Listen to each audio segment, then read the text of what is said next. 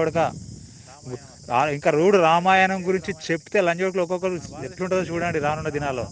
రామాయణం అసలు మన భారతదేశమే యాక్సెప్ట్ చేయలేదు రామాయణాన్ని. మన భారతదేశ ప్రజలే అసలు రాముని సీతమ్మని యాక్సెప్ట్ చేయలేదు.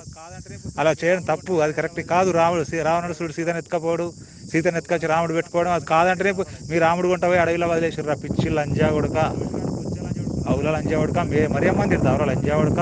అమ్మ జాతి అసలు సంతోష్ గారు కొజ్జా లంజా కొడుకురా. వాడికి మాతో డిబేట్ మా ఛానల్ యొక్క చురికిండి గారు మేము ఏదో రాసుకున్నాం బట్టి గ్రంథాలు అన్నాడు మాయి. వాడెవడు ఇంకోడు భార్గవ సేన ఉంటేనే నేను ఉంటాను పరిగెత్తుకొని వెళ్ళిన లంజోడుకురా. పిచ్చి లంజోడక, నీకు ఏం తెలియని లంజోడుకులు వచ్చి మాట్లాడతారా లంజావుడుక. నువ్వురా బిడ్డ ఇండియాకి వచ్చినాక సంగతి చెప్పు. హలో, చెప్పండి. ఎవరండి?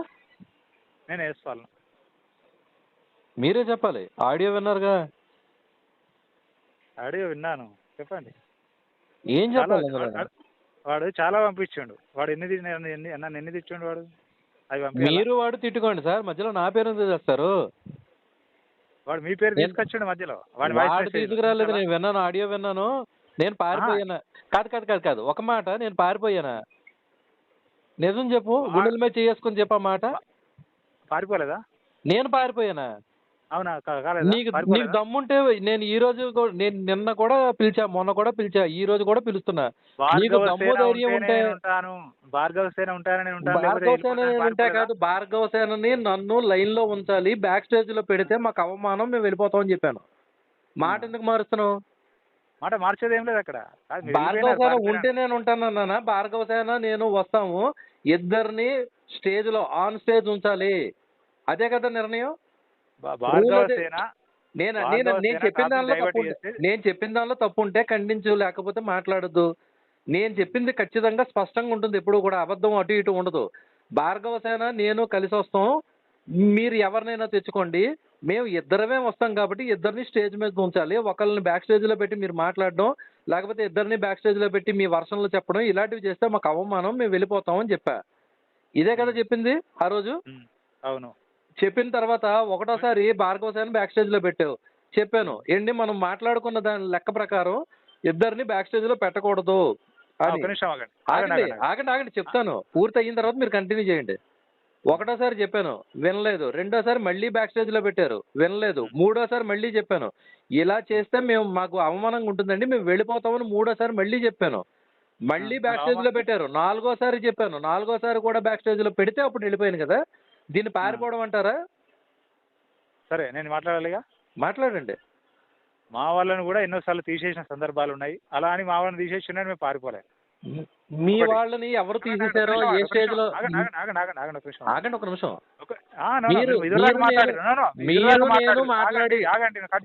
మీరు నేను మాట్లాడుకున్న లైవ్ ప్రకారం మాట్లాడండి. ఇక్కడ ఆగండి. మీరు నేను అతనికి టైం ఇచ్చాను. భార్గవ సేన రామాయణ గురించి మంచి మాటలు చెప్పు అని టైం ఇచ్చాను. ఇస్తే ఏమన్నా బైబిల్ విషయాన్ని తీసుకొచ్చినాడు, తీసి పక్కన పెట్టేసిన. 2 సార్లు చెప్పినా ఏం లేదు, పక్కన పెట్టేసిన. మీరు చక్కగా చెప్పారు, మరి చక్కగా చెప్పారు రామాయణ గురించి అని మీరు అభినందించిన. అక్కడ నేను తప్పుగా మాట్లాడిన ఏమన్నా? తప్పుగా తర్వాత అయ్యిందా? మాట్లాడతా చెప్పండి. ఇప్పుడు నా అభిప్రాయం నేను చెప్తాను, నాకు ఇచ్చిన టైంలో నేను చెప్పా. భార్గవ అభిప్రాయం తనకి ఇచ్చిన టైంలో తను చెప్పుకోవడానికి ఇక్కడికి రాలేదు. మరి పూర్తయింది, నేను మాట్లాడాలంటే నేను మాట్లాడుతున్నా. సబ్జెక్టు మాట్లాడే వాళ్ళు నాకు కావాలి. అతను సబ్జెక్టు మధ్యలోని మాట్లాడద్దు. నేను మాట్లాడింది నా పూర్తయింది అన్నాక మీరు మాట్లాడండి. ఆ రోజు రామాయణం రామాయణం జీవితానికి ఉపయోగపడుతుందా, బైబిల్ జీవితానికి ఉపయోగపడుతుందా అన్నది టాపిక్. అవును, ఇద్దరం వచ్చాం. నేను రామాయణం జీవితానికి ఉపయోగపడుతుంది అని నా వర్షన్ నేను చెప్పా. బైబిల్ జీవితానికి ఉపయోగపడదు అని అతని వర్షన్ అతను చెప్తున్నాడు. ఇద్దరికి అవకాశం ఇచ్చినప్పుడు ఇద్దరు ఎవరికి నచ్చింది వాళ్ళు మాట్లాడతారు. మీకు అభ్యంతరాలు ఉంటే మాటలు పూర్తిగా ఖండించాలి. బ్యాక్ స్టేజ్ లో పెట్టేది ఏంటి? లైవ్ కి రమ్మని పిలిచి బ్యాక్ స్టేజ్ లో పెట్టేది ఏంటి? లైవ్ కి రమ్మని పిలిచి బ్యాక్ స్టేజ్ లో పెట్టేది ఏంటి అని అడుగుతున్నా. ఆయన లిమిట్ దాటాడు కాబట్టి బ్యాక్ స్టేజ్ లో పెట్టినా. ఫస్ట్ ఏమని చెప్పినా, నువ్వు రామాయణం గురించి చెప్పిన తర్వాత బైబుల్ నీకు వద్దు అన్నప్పుడు, బైబుల్ నీకు నచ్చినప్పుడు నువ్వు తర్వాత ఆ మ్యాటర్ చెప్పు. నీ క్వశ్చన్ అలాంటప్పుడు టైటిల్ మార్చాలి కదా. అతను ఎంచుకున్న టాపిక్ అదయ్యా. రామాయణమా బైబులా నువ్వు పెట్టావు, రామాయణం వర్సెస్ బైబుల్. అతను బైబిల్ ఎంచుకున్నాడు, నేను రామాయణం ఎంచుకున్నా. మేమిద్దరం క్లారిటీగా ఉన్నాం, మాట్లాడాం. నీకు బైబిల్ నచ్చలేదు, రామాయణం నచ్చింది మాట్లాడడానికి, నన్ను మాకు ఆయన ఇంకెవరితో మాట్లాడే పద్ధతి తీసేసావు. నచ్చలేదు, మేము ఆయన లైవ్లోకి తీసుకోం. మాట్లాడే పద్ధతి నచ్చలేదు, మేము తీసుకోం అంతే. అవును, నువ్వు దాని అది గురించి ఆ ఎక్కువ మాట మాట్లాడడం లేదు. చెప్పాలి, ఆ మాట చెప్పాలి. సంతోష్ కుమార్ పారిపోయాడు అన్న మాట ఎందుకు వాడావు అని అడుగుతున్నా. నేను పారిపోలేదే. ఆహా, ఆహా, నువ్వు నువ్వు ఆహా. నియమాలను సరే, అతన్ని ఉల్లంఘించావు. అతన్ని పక్కన పెట్టాం. అతన్ని పక్కన పెట్టాము. నువ్వు నియమాలను ఉల్లంఘించావు, నువ్వే ఒప్పుకుంటున్నావు. నువ్వు నియమాలను ఉల్లంఘించిన తర్వాత నీ లైవ్ లోకి వచ్చి నేనేం చేయాలి? ఇగో నువ్వే నియమా నియమం పెడతావు, నువ్వు ఆ, రూల్ పెడతావు, నువ్వే పాటించవు. అట్లా నువ్వే కాదు. రూల్ పెట్టావు. ఎవరిని ఎవరిని స్టేజ్ లో ఉంచాలి అన్న దాని మీద మనం మాట్లాడుకున్నప్పుడు ఈ రూల్ చెప్పింది నువ్వే, ఉమ్. రూల్ పెట్టింది మీరే, రూల్ దాటింది మీరే. నేను మళ్ళీ చెప్తున్నాను, ఆ రోజు నుంచి ఈ రోజుకి దాదాపుగా 9వ సారి అనుకుంటా నేను ఈ ఛాలెంజ్ చేయడం. సంతోష్ కుమార్ పారిపోయాడు అన్న మాట నువ్వు వాడావు కాబట్టి మళ్ళీ చెప్తున్నా, నువ్వు పెట్టిన మెసేజ్లు కానీ, నువ్వు పంపించిన కాల్ రికార్డ్స్ కానీ, నువ్వు మాట్లాడిన మాటలు కానీ, లైవ్లో నువ్వు ఎత్తిన ప్రశ్నలు కానీ, నువ్వు పట్టుకొచ్చే పీడిఎఫ్లు కానీ, వీటన్నిటికీ నేను సిద్ధంగా ఉన్నాను. ఏ రోజైనా నిజంగా నేను మగాడినే, నాకు ధైర్యం ఉన్నది, నేను మాట్లాడతాను, నిరూపించుకుంటాను అన్న దమ్ము ధైర్యం మీకుంటే మీరు రండి, లైవ్లో నన్ను ఓడించి ఆ తర్వాత దర్జాగా ప్రకటించుకోండి సంతోష్ కుమార్ ఓడిపోయాడు అని. అంతేగాని చేతులు గాజులు వేసుకొని చప్పట్లు కొట్టే వాళ్ళలాగా మాట్లాడకండి. నేను సంతోష్ ఎప్పుడు అట్లా కుమార్ మాట్లాడలేదు. నేను ఎప్పుడు అట్లా మాట్లాడలేదు. నేను ఎప్పుడు ఛాలెంజ్ కు రెడీగానే ఉన్నాను. ఈ ఈ ఈ కాల్ రికార్డ్ లోనే ఉన్నది. సంతోష్ కుమార్ కొద్దిగా అది ఇది అని మాట్లాడింది ఎవడు? ఆహా, కాల్ రికార్డ్ లో అతను ఎన్ని పంపించడం మీకు తెలియదు. అతను మీరు 1,00,000 మాట్లాడుకోండి, మీ ఇద్దరు బూతులు తిట్టుకోండి, బండ బూతులు తిట్టుకోండి, నాకు అవసరం లేదు. మీ మీరు పేరు కూడా అతను నీ పేరు తీసినాడు. చాలా సార్లు తీసేపట్టుకుని ఆ మాట అన్నాను. ఇప్పుడు ఇప్పుడు నేను అంటాను నాతో దాదాపుగా ఒక 20-25 సార్లు మాట్లాడారు మీరు నాతో. నేను ఈ రోజు కూడా నన్ను కొద్దిగా తిట్టిన తర్వాత కూడా నేను మీరు అనే మర్యాద ఇస్తున్నాను. అది నా సంస్కారం. మీరు ఇంత చండాలంగా నేను పక్కన లేనప్పుడు నా గురించి వేరే వ్యక్తితో మాట్లాడినప్పుడు ఇంత చండాలంగా మాట్లాడి ఇప్పుడు కప్పిపుచ్చుకుంటున్నారు. మీకు మళ్ళీ అవకాశం ఇస్తున్నాను.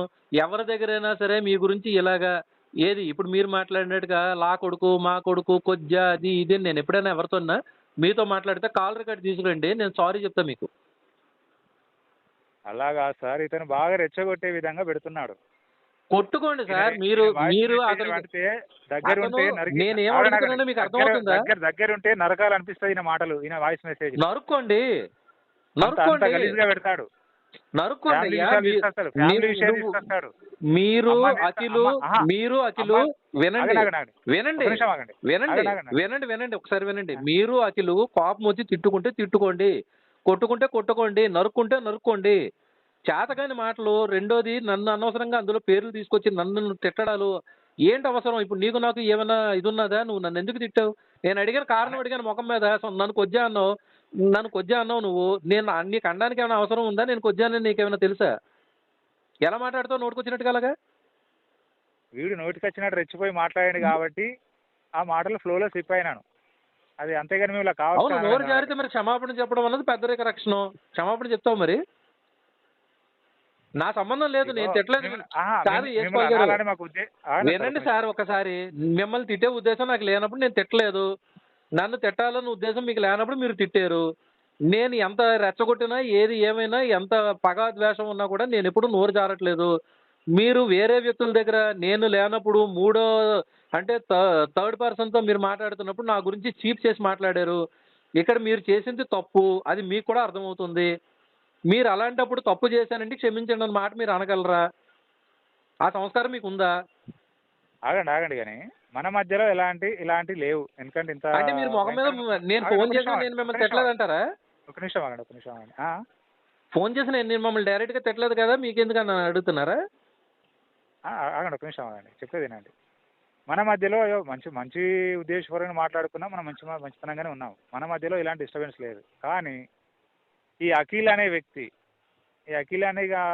కోపం వస్తుంది, ఆయన మాటల నుంచి కోపం వస్తుంది. మీ దగ్గర మాటలు మాట్లాడద్దు కానీ ఆయన పెట్టే టార్చరు, ఆ యొక్క మాటలు, ఆ వాయిస్ మెసేజ్లు విన్న తర్వాత కోపం వచ్చి మీ మాట కూడా తీసుకొచ్చాడు. చేతగానోళ్ళరా మీరు, సంతోషంతో మాట్లాడడం చేతగానోళ్ళరా అని బాగా రెచ్చగొట్టినాడు నన్ను. అలా రెచ్చగొట్టడం వల్ల ఆయననే వెళ్ళిపోయినాడు, పారిపోయినాడని నేను కోపంలో ఆ ఫ్లోలో ఆ మాట అన్నాను. ఒకవేళ మీకు మన పర్సనల్ గా విషయం అలా మన మధ్యలో ఏం లేదు కాబట్టి నేను స్పష్టంగా మీరు చెప్పిందంతా విని సమాధానం చెప్తున్నాను. ఆ మాటకు నేను సారీ చెప్తున్నాగండి.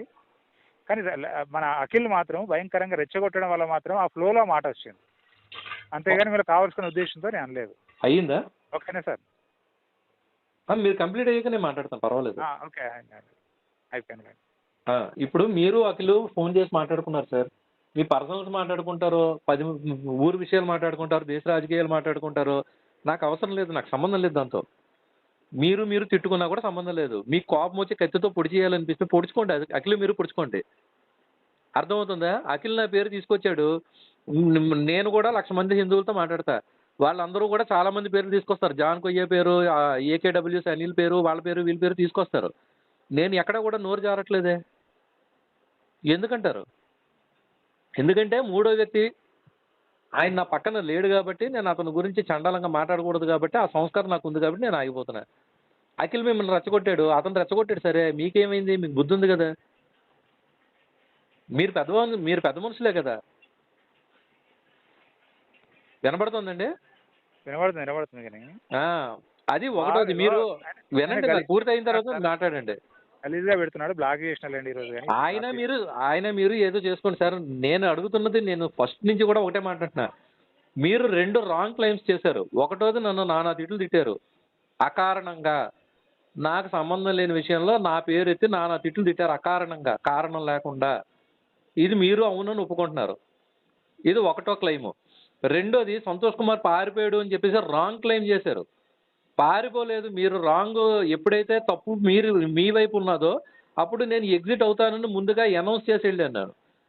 నేను ఆ రోజు అయిపోయింది, ఏదో అయిపోయింది. మళ్ళీ ఇలా నోరు జారనంటే ఈ రోజు కూడా మీరు లైవ్కి రమ్మని పిలిస్తే నేను సిద్ధంగా ఉన్నాను.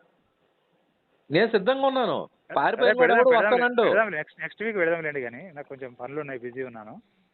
నెక్స్ట్ వీక్ పెడదాంలేండి కానీ, ఈయన బాగా రెచ్చగొడుతున్నాడు. భయంకరమైన వాయిస్ మెసేజ్లు నాకు, మర్దుకు, శివాకు భయంకరంగా వల్గర్గా మాట్లాడము, మెసేజ్లు పెట్టడం వల్ల ఫ్లోలో స్లిప్ అయ్యాను. ఓకే, మరి మిమ్మల్ని అనాలనే ఉద్దేశంతో కాదు కానీ ఆయన రెచ్చగొట్టడం వల్ల కొన్ని మాటలు స్లిప్ అయినాయి. ఓకే సార్, ఆ విషయంలో సారీ లేండి కానీ కావాల్సిన అన్న మాటలు అయితే కాదు. అది మీరు మన మధ్యలో ఏమయ్యో అలాంటి కోపతాపాలు. నేను మీరు తిట్టిన దానికి ఒకదానికే కాదు, రెండో మాట కూడా చెప్పాను. సంతోష్ కుమార్ పారిపోయాడు అన్న మాట నాకు నచ్చలేదు. అంటే అక్కడ ఒక నిమిషం సార్, ఇప్పుడు తీసుకోండి, ఒప్పుకోండి నేను అది. ఇక మీరు ఒప్పుకోకపోయినా ఆ రోజు మీరు ఆయన ఉంటేనే ఉంటా అనడం కరెక్ట్ కాదు. అక్కడ మీరే చెప్తారండి కరెక్టో కాదు. మీరే పెట్టిన రూల్ మీరే బ్రేక్ చేసి మీరే కరెక్టో కాదు మీరే డిసైడ్ చేసేస్తారా? ఆగండి సార్, ఆగండి. ఆయన ఒకవేళ చెప్పాలనుకుంటే బైబిల్ గురించి ఏమన్నా అడిగిన తర్వాత నెక్స్ట్ రౌండ్లో సమాధానం మాట్లాడతాం, మేము కూడా చెప్తాం, ఆయన కూడా మాట్లాడిన అవకాశం ఇస్తా అని చెప్పిన. అయినా వినకుండా బైబిల్ గురించి తప్పుగా మాట్లాడండి. ఆయన బైబిల్ గురించి తప్పుగా అలా కాదు, డైరెక్ట్ గా మేము రామాయణ గురించి రాముడు సీతను ఎత్తుకపోవడం తప్పు, బైబిల్ గురించి ఏం తప్పుగా మాట్లాడాడు? అలా కాదు, మేము డైరెక్ట్ గా రావణాసురుడు సీతమ్మని ఎత్తుకపోయాడు, అది ఎట్లా ఆదర్శం అవుతుంది, ఎట్లా భారతదేశానికి అవసరం, ప్రజలకు అవసరం, అది పాతివ్రత్యం ఎలా, ఆమె పాతివ్రతాన్ని ఎట్లా అంటాం మనం అని మేము డైరెక్ట్ క్వశ్చన్ మీరు చేయొచ్చు. అట్లా అమర్యాదగా మాట్లాడలేదు లైవ్ లో. చెప్పరా ఇప్పుడే వింటారా? నేను ఇప్పుడు కూడా చెప్పడానికి సిద్ధంగా ఉంటాను. మీరు అడగడమే భయం. నా దగ్గర ఇప్పుడు లోటు ఉండదు, లేట్ ఉండదు. మాకు భయాలు ఏం లేవు.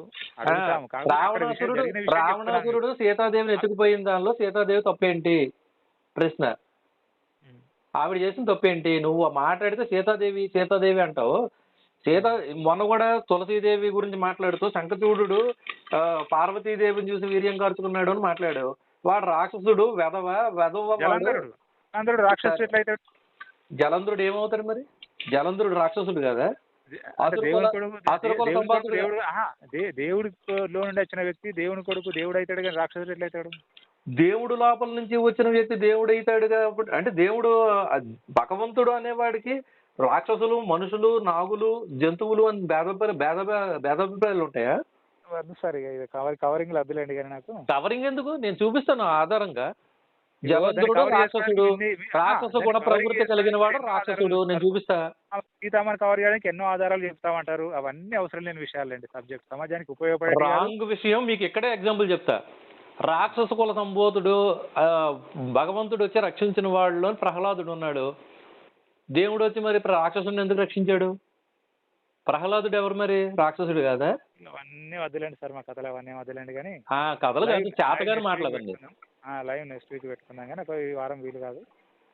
మళ్ళీ ఇంకొకసారి కానీ ఇంకెక్కడైనా కానీ ఎవరితో అన్నా కానీ ఏం లేదు సార్, సంతోష్ మీ కుమార్ గురించి పారిపోయాడు అన్న మాట్లాడడం మాట అన్నారు అనుకోండి, మీరు ఇదిగో మీ నెక్స్ట్ గురించి వీక్ లైవ్ మాట్లాడే అన్నారు కదా, నెక్స్ట్ వీక్ లైవ్ అన్నారు కదా, మీరే ఫోన్ చేసి కమిట్మెంట్ ఇచ్చుకొని మీరు వచ్చి లైవ్లో నన్ను ఓడించి వెళ్ళిపోండి, నేను ఓడిపోయాను అని ఒప్పుకుంటా.